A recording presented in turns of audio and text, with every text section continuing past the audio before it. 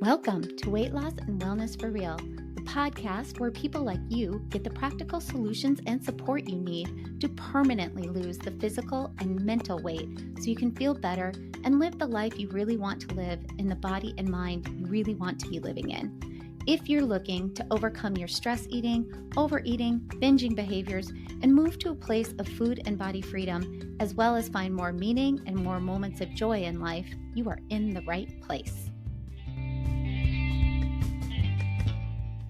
Hey everyone, thanks for tuning in today and listening to Weight Loss and Wellness for Real. I'm your host, Heather Heynen. Just a reminder, you can head to my website, heatherheynen.com. Heynen is spelled Heynnen. If you scroll to the bottom of any page of that website, you will get a little block where you can sign up for my free monthly newsletter on all things well-being.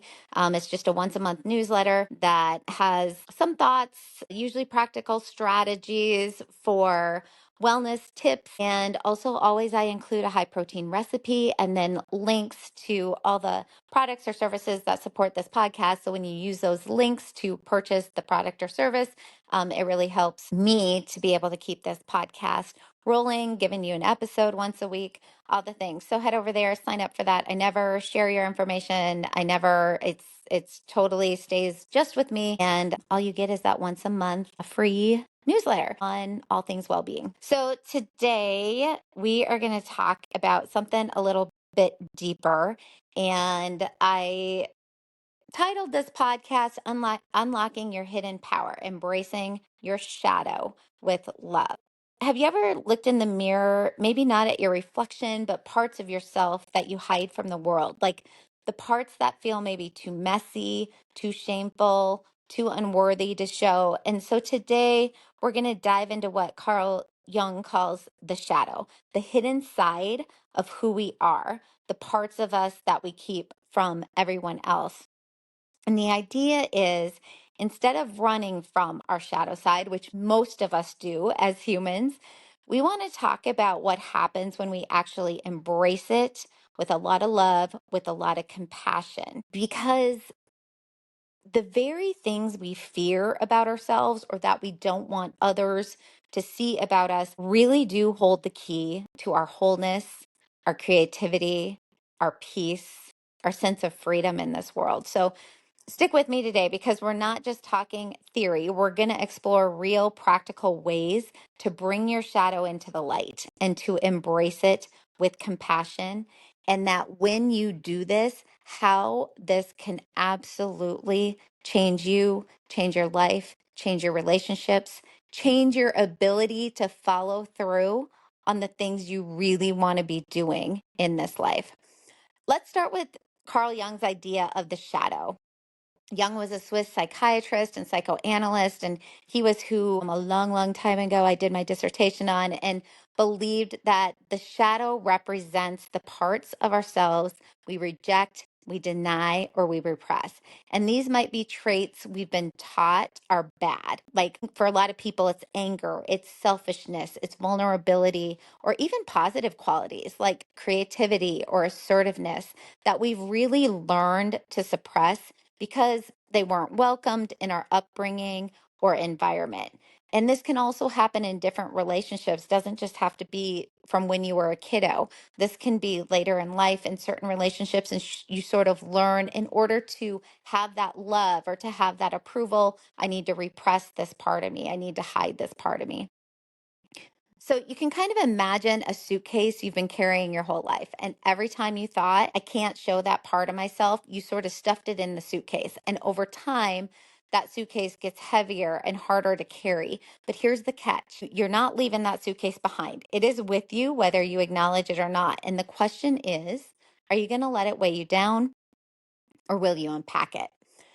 I once had a client, I'll call her Sarah, who struggled with perfection. By the way, not actual name. I would never in a million years do that. So we'll call her Sarah just for sake of the example, who really struggled with perfectionism. And she couldn't understand why she'd snap at her partner over small things, or she'd get super agitated and impatient with her kids over really small things, or why she felt drained by the end of the day every day. So when we unpacked her shadow, we discovered that as a child, she learned to suppress her anger because good girls don't get mad, right? Anger was not acceptable in her home, but that anger that she had suppressed did not disappear. It really hid in the darkness of her soul, in the shadows, and it would come out. I guess I would call it would come out sort of sideways when she felt overwhelmed. And once she began to explore and embrace that anger, she started using it as a signal, a way to set boundaries and speak up for herself. By the way, just a little side note here. If you have road rage at all, or a form of road rage, by the way, I'm raising my hand right now, something I've been working on for a couple of years. But that's another really good clue that part of your shadow side has been a lot of repression of anger, right? Because in the car, we feel safe and secure. There's no one there, or maybe it's the people who are in our family are there. And so we don't really, we're not too concerned that our anger comes out in those moments because we're sort of safe with those people in a way, right? That's when we kind of do let some of this come out sideways. But if you're someone who deals with that, even a low kind of way of road rage, really good clue that some of your shadow side is really repressing that anger. So you might be thinking, why in the world would I want to face the things I've worked so hard to hide? Isn't it better just to focus on being positive, on improving myself? And here's the thing, ignoring the shadow doesn't make it go away. It really does grow in the dark. It shows up in self-sabotage, in which we talked about a couple episodes ago, in unexplained fears, in the moment when you feel like you're at war with yourself. So when we embrace our shadow, when we start to do the shadow work, we reclaim lost parts of ourselves. It's like finding a piece of your soul you didn't know you were missing. And that's where your power, creativity, and authenticity live. And by the way, when we're living in those parts of us, that's when we have this whole sense of freedom within our lives, the feeling of freedom. So when Sarah embraced her anger, she didn't become an angry person. She actually became whole. She learned to love and accept herself more fully. All right, so how do we do this, right? I'm always talking about how. Yes, those things are the what. How? How do we embrace the parts of ourselves that we've been taught over and over to reject? So let's break it down into three clear steps: awareness, compassion, and integration. So, awareness first, name what's in the shadows. So, you can't embrace what you can't see. Start by getting curious about the parts of yourself that feel uncomfortable, right? So, anything where you're kind of feeling uncomfortable, awkward, that's where you want to start diving in to really understand, okay, what is my shadow side? What's within that shadow part of myself? So, imagine walking into a dark room with a flashlight. At first, those shapes look really scary, right? Like monsters. But as you shine the light, you then see they're just chairs, they're just coats. This is not that scary. Those are not that scary of a thing. So you can try journaling or using prompts like, what do I judge in others? Okay. If you notice you judge specific things about others, hello, that's absolutely first rate clue to what's going on your shadow side. When do I feel ashamed of myself? That's another big clue that that's part of what's within your shadow. And then what emotions do I avoid? Well, for many of us, it is anger, especially I see that with a lot of us women. We really try to not express anger, not men so much. They typically have a different cultural message about anger that they can let it go freely. But for men, often, and I'm generalizing all of this, I get this, I'm just saying in general. But for men, typically it's sadness, right? I want to avoid showing sadness or vulnerability. So ask yourself, what emotions do I avoid? That's another clue. And then, well, I'll give you an example. I once realized that my own frustration with people who were overly assertive literally came from the fact that I had learned to downplay my own needs, right? I had lots of different reasons and done tons of therapy. So I know exactly where I'm at with this, and we don't need to get into it. But I basically came to the realization that when certain people were overly assertive with me, I would judge that. Like, it made me agitated. I didn't like it, right? That was really coming from it was that frustration was a mirror showing me what I needed to explore within myself. And that journey is such a beautiful journey because once you do things like this, it's like, well, I can tell you even now, I love being around assertive people. I know what they're thinking. They're direct. To me, that helps me build trust with them right away. So even when they're assertive and maybe critiquing me in a way that I used to just would piss me off so bad. Critique would piss me off so bad. But now I'm in that space where I really want it. I really love that from someone that I can, because it really helps build that trust, right? I know what they're thinking. I know what they're going to say. They're not hiding anything from me. So, anyway, okay, long example there. Probably didn't need to go into all that, but you get the idea. All right, second thing, compassion. So, we really want to meet our shadow side with love and embrace it. So, when you identify a shadow part, your first instinct might be to push it away, but the goal is not to fix your shadow. It's literally to love it. It's literally to show compassion to it. It might be journaling to it and writing to it. And I love you. I embrace you. I understand why you're there. All those things. So think of your shadow as a child kind of hiding under the bed, really scared and misunderstood. What would you do? You would not yell at them. You'd say, come out. It's safe here. Let's talk about it. Let's move through this together. So the strategy would be practicing self-talk that maybe sounds like this. It's okay to feel angry. My anger is here to teach me. I see you, fear. What do you need right now? I see you, fear. What do you need right now?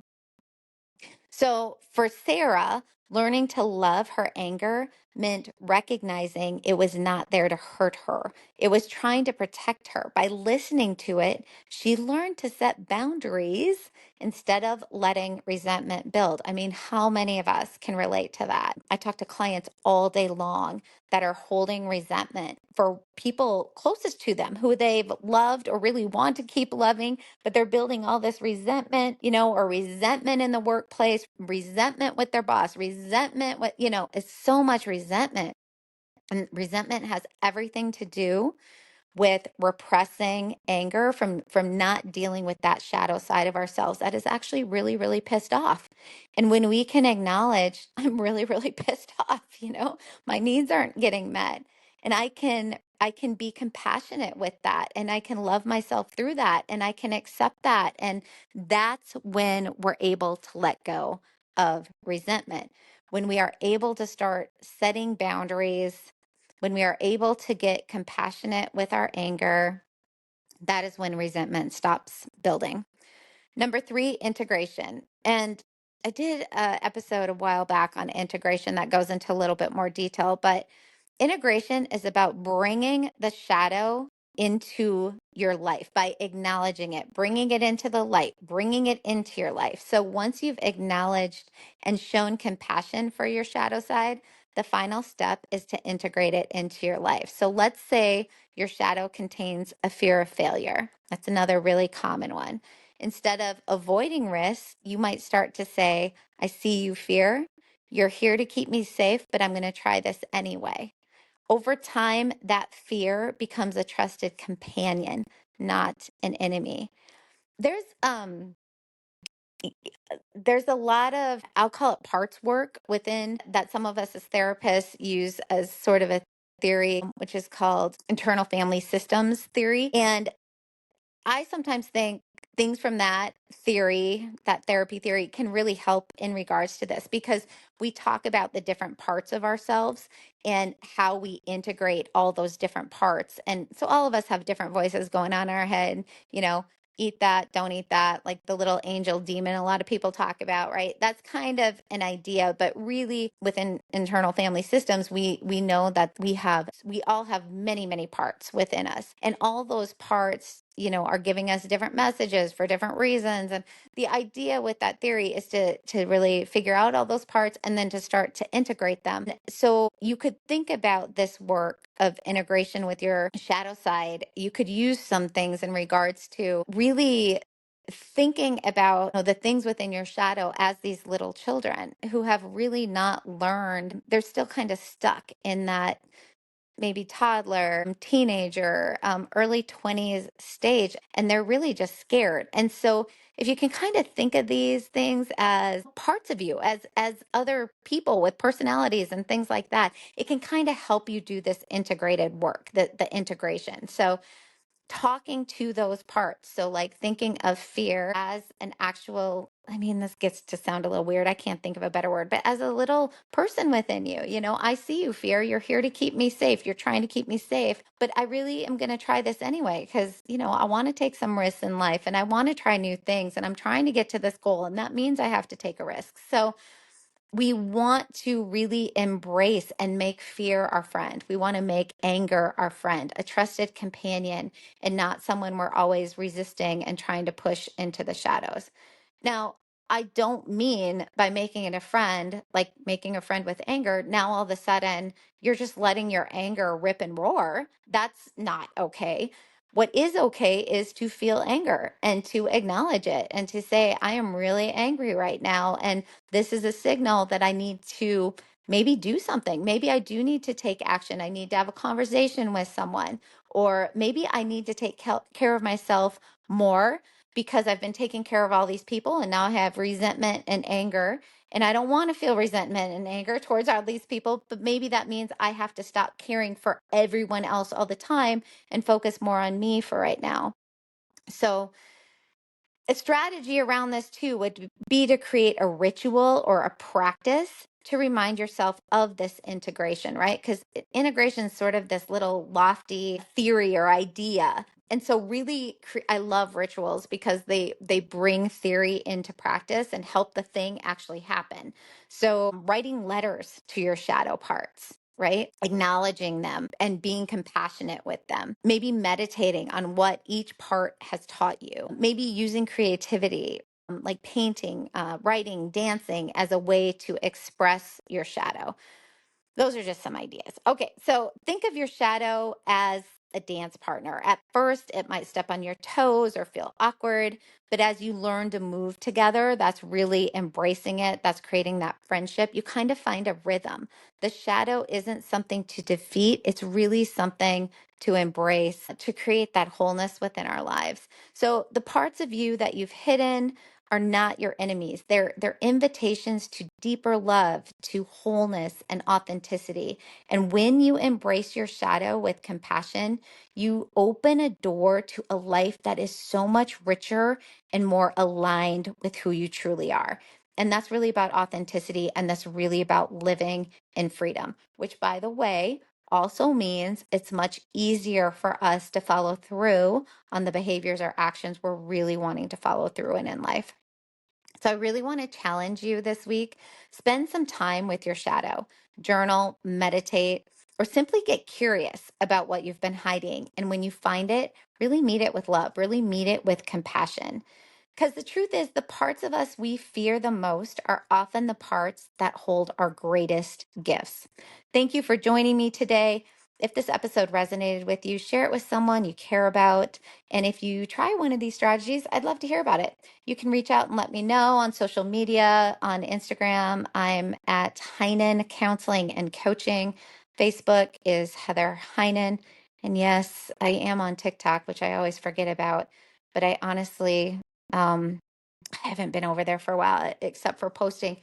I think it's Heather Heynen over on TikTok. Well, whatever. You can search it.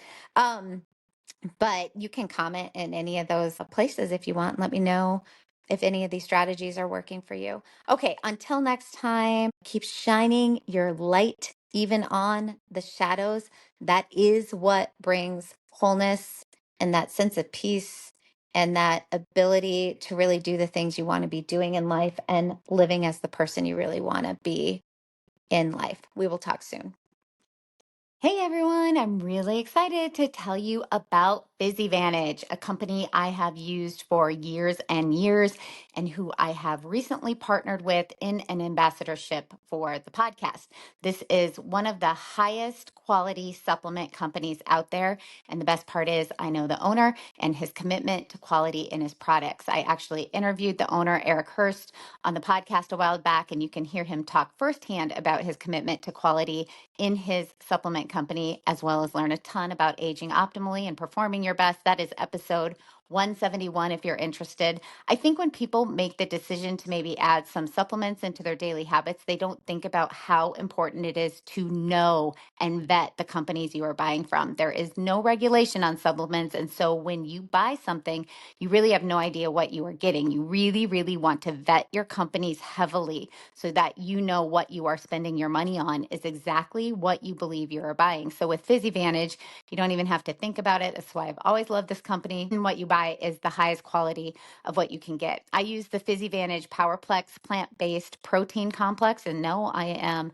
absolutely not plant-based, but I don't do well with dairy, and whey protein causes some gut issues for me currently in my life. This is something I'm working on. But in the meantime, in order for me to get in my optimal daily protein amount for maintaining lean body mass, keeping my appetite in check, and for athletic performance, I have to supplement with a protein powder.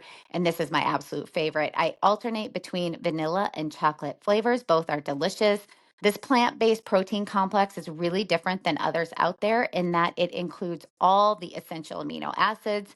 So it just like whey protein does, most plant-based protein powders do not. It also has creatine and beta-alanine in it, huge, huge bonuses. Plus, PhysiVantage plant protein only has a few carbs in it, where most plant protein powders have lots and lots. So if you don't do well with whey protein, this would be an option for you. If you do well with whey protein, then use their whey protein blend. That's also great, super high quality whey protein. PhysiVantage has lots of great products that you can check out, but the other one that I find so helpful for my goals and lifestyle is called Redux HP, and this is an all-natural pain relief, which helps to improve recovery from rigorous exercise, supports a healthy inflammatory response, and combats muscle breakdown. Also improves performance, but the best is it is an all-natural way to relieve aches, pains, and muscle soreness. This has saved me from popping ibuprofen for the couple of migraines I was getting twice a month, as well as when I had a big climbing or biking day and would wake up sore. If you don't know how bad things can get from popping ibuprofen, do a little research. Avoiding ibuprofen, in my opinion, is really, really important for health. So using this product instead can be a really great way to lessen pain naturally. You can get a discount on any PhysiVantage product by going to physivantage.com. PhysiVantage is spelled PhysiVantage. So kind of like physical advantage, PhysiVantage. And use my code, Heather Heynen, all one word. Heynen is spelled Heynen, no spaces, to save some money. I also have a link in the episode description below that you can just click on and get that discount. Check it out, see all they have to offer.